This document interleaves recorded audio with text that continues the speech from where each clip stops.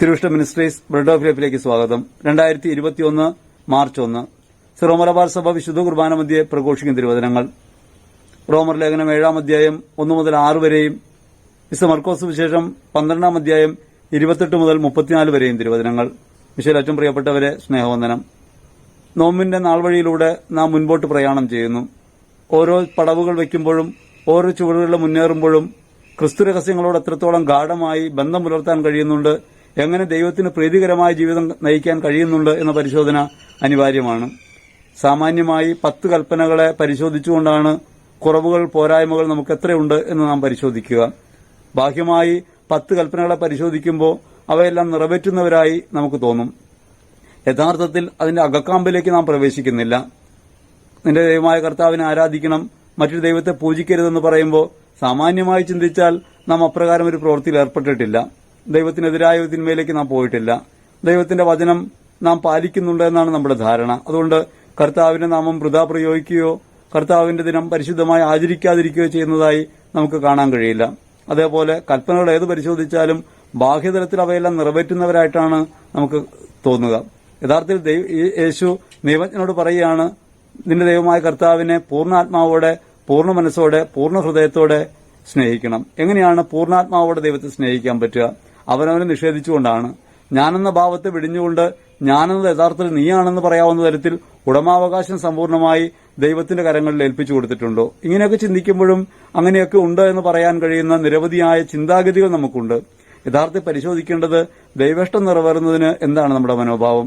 ദൈവത്തോട് എപ്രകാരമാണ് നാം ബന്ധം പുലർത്തുന്നത്? നിന്റെ ഇഷ്ടം നിറവേറട്ടെ, നിന്റെ ഹിതം പോലെ ആകട്ടെ, നീയാണുടയവൻ, നിന്റെ ഹിതമാണ് നിറവേറേണ്ടത് എന്ന് പറയാനുള്ള ഒരു ആർജവത്വം നമുക്കുണ്ടോ? അതല്ലെങ്കിൽ നമ്മുടെ ഇഷ്ടങ്ങൾ നിറവേറാൻ വേണ്ടി ഒരാളായിട്ടാണോ നാം ദൈവത്തെ കണ്ടിട്ടുള്ളത്? പലപ്പോഴും നമ്മുടെ ഇഷ്ടങ്ങളും താല്പര്യങ്ങളും നിറവേറ്റാനുള്ള ഒരാളായിട്ടാണ്, ഒരു സഹായിയായിട്ടാണ് ദൈവത്തെ നാം പരിഗണിക്കുക. അതുകൊണ്ട് കാര്യങ്ങൾ ചോദിക്കാനിടമായി ദൈവസന്നിധി തെറ്റിദ്ധരിക്കപ്പെടുന്നു. ദൈവത്തോട് അനിഷ്ടങ്ങളൊക്കെ മാറ്റിത്തരണമേ, കഷ്ടങ്ങളൊക്കെ നീക്കിത്തരണമേ, ഇല്ലായ്മയൊക്കെ കൂട്ടിത്തരണമേ എന്ന് പ്രാർത്ഥിക്കുന്നവരാണ് നമ്മൾ.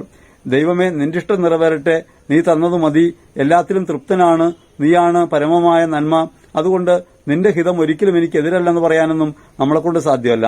ഒരുപക്ഷെ ചിന്താഗതി കൊണ്ടോ വിചാരം കൊണ്ടോ അങ്ങനെയൊക്കെ നാം പറയുന്നുണ്ടാകാം. ജീവിത പ്രയോഗത്തിൽ അങ്ങനെയാണ്. കഷ്ടതകളെ സ്വീകരിക്കാൻ, സഹനങ്ങളെ സ്വീകരിക്കാൻ, ദൈവം നൽകുന്ന അവസരങ്ങളെ സ്വീകരിക്കാൻ എത്രത്തോളം നാം മനസ്സ് കാണിക്കുന്നുണ്ട്? നമ്മുടെ ജീവിതത്തിൽ ദൈവേഷ്ടം നിറവേറിയാൽ മതിയെന്നാണോ, സ്വന്തം ഇഷ്ടം നിറവേറണമെന്നാണോ നാം വാശി പിടിക്കുന്നത്? ദൈവം എന്റെ ജീവിതത്തിൽ ഇടപെടുമോ എന്ന സംശയം നമുക്കുണ്ടോ? ആകുലതയുണ്ടോ? സമ്പൂർണ്ണമായി ദൈവത്തിന്റെ കരങ്ങളിൽ ഏൽപ്പിക്കാൻ കഴിയാത്തതുകൊണ്ടാണ്, അങ്ങനെ സ്നേഹിക്കാൻ കഴിയാത്തതുകൊണ്ടാണ്, ദൈവമാണ് സർവസ്വമെന്ന് പറയാൻ കഴിയാത്തതുകൊണ്ടാണ് ഇത്തരത്തിലുള്ള ചിന്തകൾ നമുക്കുണ്ടാകുക. ഇനിയും ചിന്തിച്ചു നോക്കിയാൽ എന്റെ മനസ്സിന് പകരം ദൈവത്തിന്റെ മനസ്സ് സമ്പൂർണ്ണമായി നിറവേറട്ടെ എന്ന് പറയാൻ പറ്റുമോ? നമ്മൾ പല പദ്ധതികളും പ്ലാൻ ചെയ്യുന്നുണ്ട്.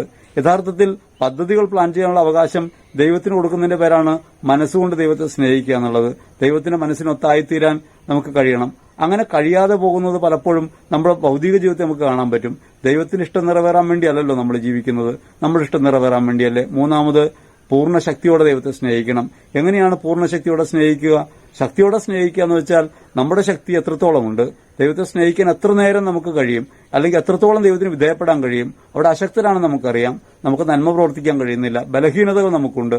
ആ ബലഹീനതകളെ തിരിച്ചറിഞ്ഞുകൊണ്ട് ആ ബലഹീനതകൾ ഏറ്റുപറഞ്ഞ് ഞാൻ ബലക്കുറവുള്ളവനാണ് ദൈവമേ, നീയാണ് ബലവാൻ, നിന്റെ ബലമെന്നിൽ പ്രയോഗിക്കണമേ എന്ന് പറയുന്ന മനോഭാവം ഉണ്ടാകുമ്പോഴാണ് പൂർണ്ണ ശക്തിയോടെ ദൈവത്തെ സ്നേഹിക്കാൻ കഴിയുക. ബലഹീനരാണ് എന്ന പരമാർത്ഥം തിരിച്ചറിഞ്ഞുകൊണ്ടും ബലവാനായ ദൈവത്തിനെ ആശ്രയിച്ചുകൊണ്ടും മാത്രമേ അപ്രകാരം ദൈവത്തെ സ്നേഹിക്കാൻ പറ്റൂ. നീ സർവശക്തനായതുകൊണ്ട്, നീ ബലവാനായതുകൊണ്ട്, നീയാണ് എന്നിൽ പ്രവർത്തിക്കേണ്ടതെന്നുള്ളതുകൊണ്ട് എന്റെ ബലക്കുറവുകളെ ഞാൻ നിന്റെ സന്നിധിയിൽ കാഴ്ചവെക്കും. നാലാമത്, പൂർണ്ണ ഹൃദയത്തോടെ. അനുഭവതലത്തിൽ ദൈവം ഉണ്ടാകണം. അനുഭവതലം ആണ് ഹൃദയം. എങ്ങനെയാണ് അനുഭവതലത്തിൽ ദൈവം ഉണ്ടാകുക? അനുഭവതലത്തിൽ ദൈവം ഉണ്ടാകുക ദൈവത്തോടൊപ്പം ആയിത്തീരുമ്പോഴാണ്, അല്ലെങ്കിൽ ദൈവത്തിന്റെ വഴിയെ നടക്കുമ്പോഴാണ് അനുഭവം ഉണ്ടാകുക. ക്രിസ്തുവിനെ പ്രതി ഒരു അപമാനം സഹിക്കുമ്പോൾ, ക്രിസ്തുവിനെ പ്രതി ഒരു ഇല്ലായ്മ കേൾക്കുമ്പോൾ, കുറ്റപ്പെടുത്തൽ കേൾക്കുമ്പോൾ, പീഡ കേൾക്കുമ്പോൾ, എതിർപ്പിന്റെ മനോഭാവമില്ലാതെ മുമ്പോട്ട് പോകുമ്പോൾ, അപ്പോഴാണ് ഹൃദയത്തിനകത്ത് ക്രിസ്തു എങ്ങനെയാണ് പിതാവായ ദൈവത്തെ അനുഭവിച്ചത് അതേപോലെ നമുക്ക് അനുഭവിക്കാൻ പറ്റുക. പീഡകളുടെ സമയത്ത് ക്രിസ്തു പിതാവായ ദൈവത്തിന്റെ സന്നിധിയിലേക്ക് മിഴികൾ ഉയർത്തുന്നു. സ്തേഫാനോസ് അങ്ങനെ മിഴി ഉയർത്തുന്നു. അങ്ങനെ ഉയർത്തുന്നവരൊക്കെ ദൈവത്തിന്റെ സ്നേഹം അനുഭവിക്കുന്നുണ്ട്. അതുകൊണ്ടാണ് പീഡയേൽക്കുന്ന സമയത്ത് സ്തേഫാനോസ് ആകാശത്തിലേക്ക് നോക്കി ക്രിസ്തുവിനെ കാണുന്നത്. അവിടെ ഈ പീഡകളുടെ മുഖമായി കാണുന്ന ക്രിസ്തുവിനെയാണ്. ഒരനുഭവം മോശമല്ല. ഏത് അനുഭവത്തിനകത്തും ക്രിസ്തു ഉണ്ടെന്ന പരമാർത്ഥം അനുഭവിക്കാൻ കഴിയുമ്പോൾ മാത്രമേ യഥാർത്ഥത്തിൽ ഹൃദയം കൊണ്ട് ദൈവത്തെ സ്നേഹിക്കാൻ പറ്റൂ. അങ്ങനെ പൂർണ്ണാത്മാവോടെ, പൂർണ്ണ മനസ്സോടെ, പൂർണ്ണ ശക്തിയോടെ, പൂർണ്ണ ഹൃദയത്തോടെ ദൈവത്തെ സ്നേഹിക്കുകയും ആ സ്നേഹത്തിന്റെ പ്രതിഫലനമായി സഹോദരനെ സ്നേഹിക്കാനും പറ്റണം. സഹോദരനെ സ്നേഹിക്കുക എന്ന് വെച്ചാൽ അത്ര എളുപ്പമുള്ള കാര്യമല്ല. നമുക്കെതിരായവനാണ് സഹോദരൻ, അല്ലെങ്കിൽ നമ്മുടെ നാമല്ലാത്ത ഭാഗം. നമ്മുടെ നാമല്ലാത്ത ഭാഗം എപ്പോഴും നമുക്കെതിരായ ഒന്നായിരിക്കും. സാഹോദര്യം എപ്പോഴും വളരെ വേദനാജനകമായ അനുഭവമായിട്ടാണ് ലോകത്ത് അനുഭവപ്പെടുക. നമ്മെ ദ്രോഹിക്കുന്നതായി, നമ്മെ എതിർക്കുന്നതായി ഒക്കെ കാണുന്ന സഹോദരങ്ങളെ തന്നെയാണ്. എന്തുകൊണ്ടാണ് സഹോദരനെതിരായി തോന്നുന്നത്? സഹോദരൻ ഇപ്രകാരം സ്വീകരിക്കപ്പെടാതെ പോകുന്നതുകൊണ്ടാണ്. അവനു വേണ്ടിയാണ് ഞാനെന്ന പരമാർത്ഥം അറിയാതെ, ഞാൻ ദൈവപിതാവിന്റേതാണെന്നും ഞാൻ സഹോദരന് വേണ്ടി യാഗമായിട്ട് അർപ്പിക്കാൻ വന്നവനാണെന്നും അവരിനു വേണ്ടി പകരം നിൽക്കേണ്ടവനാണെന്നും തിരിച്ചറിയാതെ പോകുമ്പോൾ, ഞാൻ എന്റെ സ്വന്തം ഇഷ്ടത്തിന് വന്നവനല്ലെന്നും എനിക്ക് വേണ്ടി വന്നവനല്ലെന്നും ഞാൻ വന്നിട്ടുള്ളത് അവരനു വേണ്ടിയാണെന്നും എത്രത്തോളം ഹൃദയം ഗ്രഹിക്കുകയും അതനുസരിച്ച് അവരനു വേണ്ടി ജീവിതത്തെ വ്യയം ചെയ്യാൻ മനസ്സ് കാണിക്കുകയും ചെയ്യുന്നുവോ, അപ്പോ നിശ്ചയമായും ദൈവപിതാവിനൊരു ആരാധനയായിട്ട് മാറും. നമുക്ക് ദൈവത്തെ നേരിട്ട് സ്നേഹിക്കാൻ സാധ്യമല്ല. കാണപ്പെടാത്ത ഒന്നിനെ എങ്ങനെയാണ് സ്നേഹിക്കുക? ഇതൊരു ചിന്താഗതിയിലുള്ള കാര്യമല്ല. ചിന്ത കൊണ്ട് മാത്രം ദൈവത്തെ സ്നേഹിക്കുക എന്നല്ല, പ്രവൃത്തികളിൽ ദൈവത്തെ സ്നേഹിക്കണമെങ്കിൽ നിന്റെ മുൻപിലുള്ളവനെ നിനക്ക് അങ്ങനെ ദൈവമായി അംഗീകരിക്കാനും സ്വീകരിക്കാനും കഴിയണം. ഈ ഒരു മനോഭാവത്തിൽ മുൻപോട്ട് പോകുമ്പോൾ മാത്രമേ ദൈവാരാധനയായിട്ട് നാം മാറൂ. നമുക്ക് നമ്മുടെ ജീവിതം സഹോദരങ്ങൾക്ക് വിഭജിച്ചു കൊടുത്തുകൊണ്ട് ദൈവപിതാവിന്റെ കരങ്ങളിലേക്ക് ജീവൻ സമർപ്പിച്ചുകൊണ്ട് ഒരു സമ്പൂർണ്ണ സമർപ്പണത്തിന്റെ ആരാധനയുടെ പ്രവൃത്തിയായിട്ട് മാറാൻ കഴിയണം. അങ്ങനെ ആയിത്തീരുന്നതിനെക്കുറിച്ചാണ് നോമ്പുകാരൻ നമ്മോട് പറയുക. ക്രിസ്തു അങ്ങനെ ആയിത്തീർന്നുകൊണ്ട് മഹത്വത്തിലേക്ക് പ്രവേശിക്കുന്നു. അതേ മഹത്വത്തിലേക്ക് പ്രവേശിക്കാൻ വിളിക്കപ്പെട്ടവരാണ് നമ്മൾ എങ്ങനെയാണ് പ്രവേശിക്കുക? നാം ഈ മനോഭാവത്തിലേക്ക് വരുന്നുകൊണ്ടാണ്. അതുകൊണ്ട് ക്രിസ്തുവിന്റെ മനോഭാവം ഹൃദയത്തിൽ പേർന്നവരായി, ക്രിസ്തു സമാനം പിതാവിനെ ആരാധിക്കുന്നവരായി മാറാൻ വിളിക്കപ്പെട്ടവരാണ് നമ്മൾ. അവന്റെ ശരീരത്തിന്റെ ഭാഗമായവർ, അവന്റെ രക്തത്തിന്റെയും ശരീരത്തിന്റെയും അംശം പറ്റുന്നവർ. അങ്ങനെ ക്രിസ്തുവിൽ ഒന്നായിത്തീർന്ന നാം പിതാവായ ദൈവത്തിന് സമ്പൂർണ്ണ സമർപ്പണമായി മാറുമ്പോൾ അവരിനു വേണ്ടിയുള്ള ജീവിതമായിട്ട് നമ്മുടെ ജീവിതം മാറും. ഈ ഒരു നിലയ്ക്ക് ജീവിതത്തെ പരിവർത്തിപ്പിക്കാൻ കഴിയാതെ പോകുന്നുണ്ടോ എന്ന് ആത്മാർത്ഥമായ പരിശോധന നോമ്പുകാലത്ത് അനിവാര്യമാണ്. ലോകവുമായുള്ള ബന്ധത്തെ എത്രത്തോളം നമുക്കങ്ങനെ ഉപേക്ഷിക്കാൻ കഴിയുന്നുവോ അത്രത്തോളം മാത്രമേ വീണ്ടെടുപ്പിന്റെ ഫലങ്ങൾ നമുക്ക് അനുഭവിക്കാൻ പറ്റൂ. റോമർ ലേഖനത്തിൽ പറയുന്നത് ഭാര്യയും ഭർത്താവും ബന്ധത്തിലായിരിക്കുന്നു, അതിലൊരാൾ മരിക്കുമ്പോൾ മാത്രമാണ് അയാൾ ആ ബന്ധത്തിൽ നിന്ന് സ്വതന്ത്രനാകുക. അതേപോലെ ലോകവുമായുള്ളൊരു ബന്ധത്തിലായിരുന്നവരാണ് നമ്മൾ. ലോകത്തിന്റെ പ്രവൃത്തികളിൽ താല്പര്യമുള്ളവരും ലോകത്തിന്റെ ഇഷ്ടങ്ങൾക്ക് അനുസൃതമായി ജീവിതം നയിച്ചവരും. ലോകത്തോടുള്ള ഈ അനുരാഗത്തിൽ നിന്ന് എത്രത്തോളം നമുക്ക് തിരികെ നടക്കാൻ കഴിയുന്നുവോ അത്രത്തോളം മാത്രമേ ക്രിസ്തുവിൽ നമുക്ക് നൽകപ്പെട്ട വിമോചനം നമുക്ക് അനുഭവിക്കാൻ പറ്റൂ. നാം ഈ ലോകത്തിന് മരിച്ചവരാണ്. മാമോദീസ വഴി ലോകത്തിന് മരിച്ച്, പാപത്തിന് മരിച്ച്, ക്രിസ്തുവിൽ ഒന്നായിത്തീർന്ന നാം ക്രിസ്തുവുമായി ഏകശരീരമായി മാറുന്നു.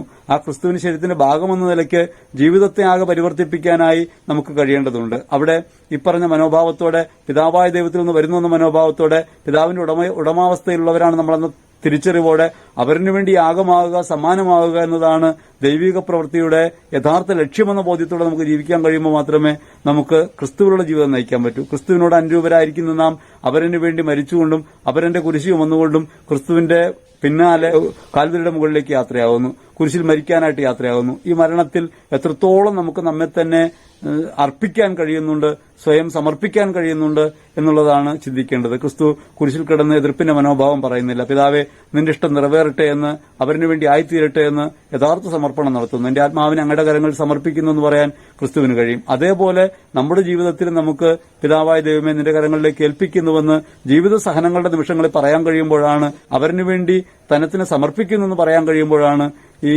അർപ്പണം പൂർണ്ണമാകുക.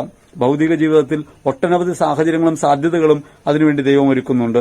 നമ്മുടെ പശ്ചാത്തലങ്ങളിൽ ബന്ധങ്ങൾക്കകത്തൊക്കെ ഇങ്ങനെ മരിക്കേണ്ട നിരവധി സാഹചര്യങ്ങൾ. ആ ബന്ധങ്ങൾക്കകത്ത് മരിച്ചുകൊണ്ട് ഏത് കൂട്ടായ്മയ്ക്കകത്തും ഏത് വ്യക്തിബന്ധത്തിനകത്തും സ്വയം ഉപേക്ഷയുടെയും ദൈവപിതാവിനുള്ള സ്വയം സമർപ്പണത്തിന്റെയും മനോഭാവത്തോടെ, അവരിനു വേണ്ടി ഭക്ഷണമായി മാറുന്ന മനോഭാവത്തോടെ മുൻപോട്ട് പോകാൻ നമുക്ക് കഴിയണം. ഇപ്രകാരം കഴിയാതെ പോയ നിമിഷങ്ങളെക്കുറിച്ച് അനുദപിക്കാം. ഒപ്പം തന്നെ നമ്മുടെ ജീവിതത്തെ അങ്ങനെ പരിവർത്തിപ്പിക്കാനായ ആവശ്യമായ നിലപാട് സ്വീകരിക്കാം. അത് ക്രിസ്തുവിനെ പ്രതി അവരിനെ സ്വീകരിക്കുക എന്നുള്ള നിലപാടാണ്. അവരിനു വേണ്ടി ആയിത്തീരുക എന്നുള്ള നിലപാടാണ്. യഥാർത്ഥത്തിൽ സ്നേഹം പ്രവർത്തിക്കുന്നത് ഇങ്ങനെയാണ്.